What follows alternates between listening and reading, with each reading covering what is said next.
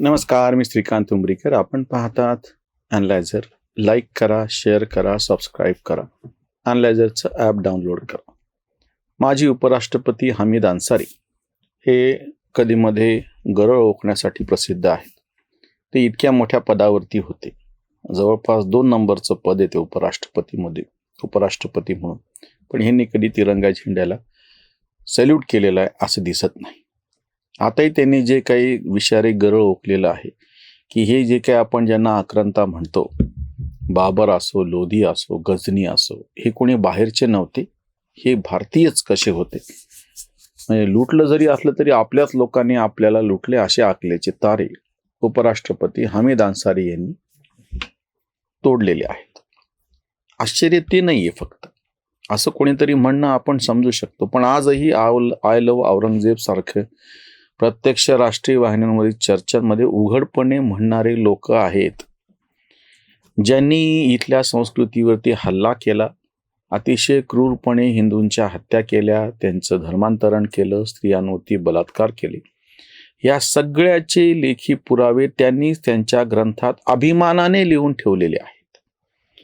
बुतपरस्त आणि बुतशिकन हे जे सगळे बुतपरस्ती चालती म्हणजे मूर्तीपूजा, त्यांचे आम्ही विरोधक कसे आहोत हे अभिमानाने स्वतःला मिरवून घेत होते. तसं तुमच्या दरबारी इतिहास तज्ज्ञांनी लिहून पण ठेवलेलं आहे. आणि ते सगळे ग्रंथ उपलब्ध असताना, हे सगळं समोर दिसत असताना, बाबरी मस्जिदच्या सगळ्या प्रकरणातून त्याची इतक्या दीर्घ काळपर्यंत चर्चा झाली व्यवस्थित न्यायालयीन पातळीवरती, आणि 2019ला निकाल लागला. 28 वर्ष ज्याची चर्चा चाललेली होती. अधिकृतरित्या त्याचे सगळे पुरावे, ते जे सगळं डॉक्युमेंटेशन आता उपलब्ध आहे या राम मंदिर आणि बाबरी मस्जिद प्रकरणात, आणि त्याच्या खाली मंदिराचे सापडलेले जे अवशेष आहेत, ते मंदिर विष्णूच्या अवताराचं मंदिर कसं होतं आणि जो दशरथाचा पुत्र कसा होता, आणि ते सगळेचे पुरावे के महम्मद सारख्या पुरातत्व विभागाच्या तज्ज्ञांनी शपथपत्राद्वारे प्रत्यक्ष या न्यायालयाच्या सुनावणीच्या दरम्यान मांडलेले आहे. हे सगळं समोर असताना आजही जर कोणी हमीद अन्सारी सारखं काहीतरी घाणेरडं बोलणार आणि त्याला समर्थन करत म्हणणार आणि परत पुन्हा अधिकृतरित्या न्यायालयीन पातळीवरतून लढून संघर्ष करून स्वतःचा हक्क ज्यांनी मिळवून घेतला, असा सगळा सनातन हिंदू समाज, आणि त्याच्या नावानं हे बोंबा काय म्हणणार की हा भगवा दहशतवाद कसा आहे, हा हिंदू दहशतवाद कसा आहे.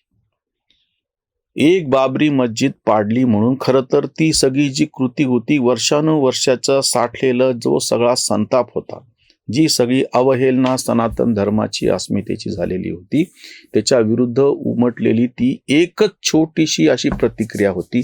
तर त्या नावाने ही इतक्या बोंबा मारतात.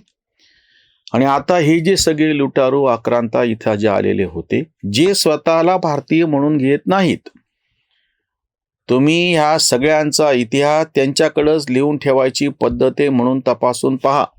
अगदी औरंगजेबाची तेव्हा तर उर्दू भाषाही जन्मलेली नव्हती. बऱ्याच जणांचा जो गैरसमज असतो ना, उर्दू आणि मुसलमान एकमेकांशी जोडतात.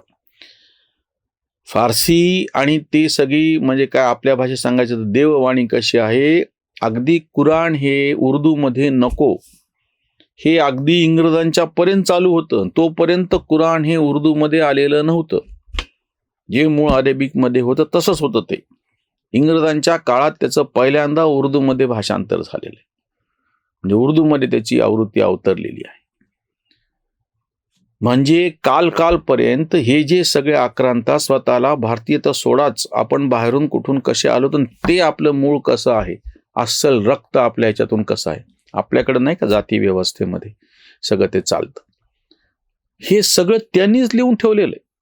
NCERTच्या पुस्तकामध्ये जेव्हा औरंगजेब कसा दयाळू होता आणि त्यांनी मठ मंदिरांना कशा देणग्या दिल्या असा जेव्हा उल्लेख आला, नीरज आत्री त्या पिटिशनरचं नाव, आणि त्यानं जेव्हा राईट टू काय ह्याच्यामध्ये माहितीचा अधिकार ह्याच्यामध्ये जेव्हा विचारलं की हा उल्लेख कुठून आला, ह्याला पुरावा काय, आणि दुसरा एक संदर्भ कुतुब मिनारच्या बाबतीतला आहे, ह्या दोन्हीच्या बाबतीमध्ये NCERTनं शेपूट घातली, मान्य केलं की ह्याच्या बाबतीतले कुठलेही पुरावेच उपलब्ध नाहीत.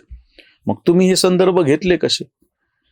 इरफान हबीब आणि रोमिला थापर सारखे, रामचंद्र गुहा सारखे हे जे सगळे पंटर इतिहासकार बौद्धिक पातळीवरचा भ्रष्टाचार जेव्हा आजपर्यंत करत होते आणि कोणीतरी ठामपणे समोर उभा राहून जेव्हा त्यांना पुरावा मागितला, त्यांची पळताभुई थोडी झाली. आता NCERT मधून हे सगळे संदर्भ गळावे लागलेले आहेत.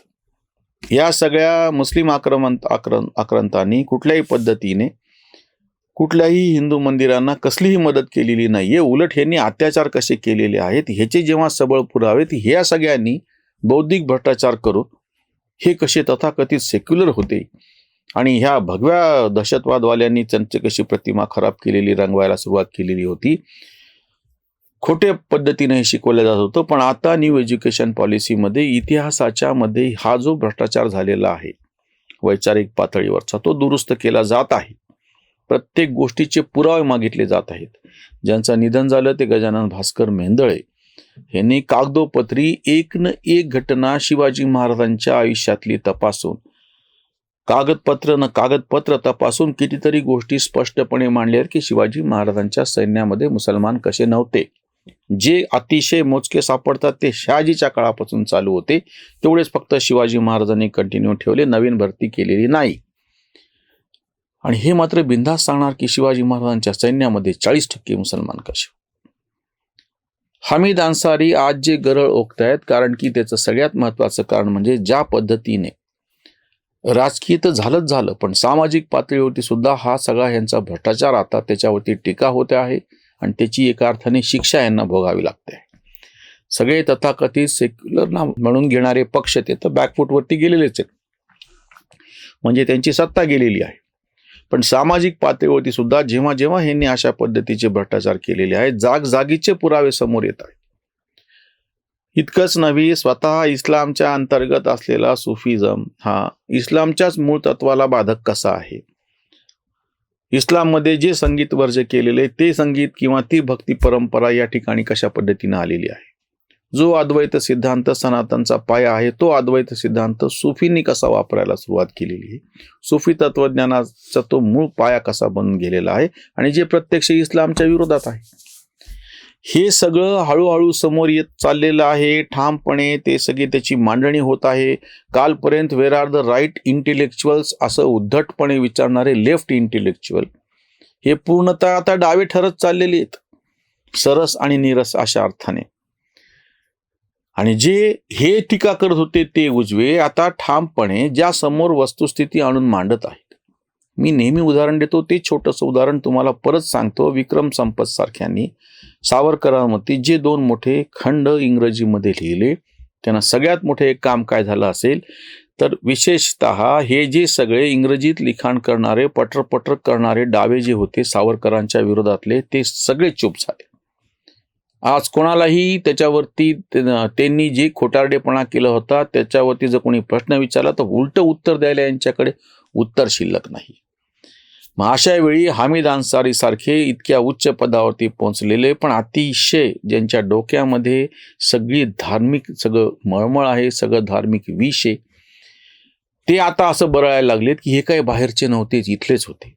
म्हणजे जरी त्यांनी सगळा उत्पात केला असेल, जरी त्यांनी लूटपाट केली असेल, तरी ते बाहेरचे थोडीच होते, इथलेच होते, आमचेच होते.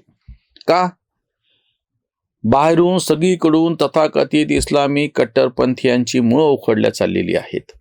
एक मुद्दा आम्ही वारंवार मांडतो आणि आता या हमीद अन्सारीच्या निमित्तानं परत मांडतो आहोत. कट्टरपंथी इस्लामनी 26/11चा हल्ला करून 9/11चा ट्विन टॉवर्सवरती हल्ला करून ते शेवटचा खिळा म्हणतात ना, म्हणजे इंग्रजांच्या त्याच्या भाषेत सांगतो, शवपेटीवरचा शेवटचा खिळा तो स्वतःचा मारून घेतलेला आहे. सगळ्यात बलाढ्य, सगळ्यात प्रभावशाली असलेली जे धार्मिक अनुयायी आहेत ज्याची, त्या ख्रिश्चनांवरती तुम्ही हल्ला केला. ज्यूसची तर तुमचं भांडण गाझापट्टी चालूच आहे. बामियानाच्या बुद्ध मूर्ती पाडल्या, तुमचं चायना आणि त्या सगळ्या बुद्धांशी तुमचं भांडण चालूच आहे. आणि हिंदूची तर आपण अनुभव घ्यायच लागलो. जगातले हे जे प्रमुख सगळे धर्मपंथ आहेत त्या सगळ्यांशी तुम्ही भांडून घेतल्याच्या नंतर संख्येनं थोडे असले तरी अतिशय आर्थिकदृष्ट्या सक्षम असलेले ज्यू, ख्रिश्चन, बौद्ध आणि हिंदू ह्या सगळ्यांनी मिळून 80% जग व्यापलेलं आहे. उर्वरित जगापैकीचा हिस्सा फार थोडे याच्याशिवाय काही जमाती वगैरे शिल्लक राहतील ह्यांच्याशी येतं. आणि त्याहीपेक्षा हमीद अन्सारी सारख्यांचं दुखणं आता असं आहे की जगातली सगळ्यात मोठी लोकसंख्या ही भारतीय उपखंड म्हणतो मुसलमानांची. पाकिस्तान, बांगलादेश, भारत एकत्र केला तर एवढी मुस्लिमांची लोकसंख्या उरलेल्या जगात नाही सगळी मिळून. आणि नेमकं त्याच ठिकाणी तुम्हाला असा जर आता सेटबॅक बसत चाललेला असेल, पॉलिटिकली तर बसतोच आहे, सामाजिक दृष्ट्याही बसतो आहे, मग तुम्ही बॅकफुटवर येऊन आता आक्रांत हे जे सगळे होते, मोगल काय, खिलजी काय, लोधी काय, हे आमचेच कसे आहेत हे बरायला सुरुवात केलेली आहे. त्यांचं समर्थन करणाऱ्यांचं पण सुद्धा आता असं होऊन बसलेलं आहे की त्यांना ज्या पद्धतीने त्यांची पिछेहाट जसं म्हणलं राजकीय झाली, सामाजिक झाली आणि आता वैचारिक पण होताना दिसते आहे. याही पुढे ह्यांची जी काही कुत्तरोड आहे वेगवेगळ्या पातळीवरची ती थांबणार नाही. ह्यांनी जर वेळीच शहाणपणानं काही वागायचं जर नाही ठरवलं तर तसंच होत राहील. त्यांना शहाणपण येवो अशी अपेक्षा. इथेच थांबूयात. धन्यवाद. धर्म जागृतीचा विधायक बुरुज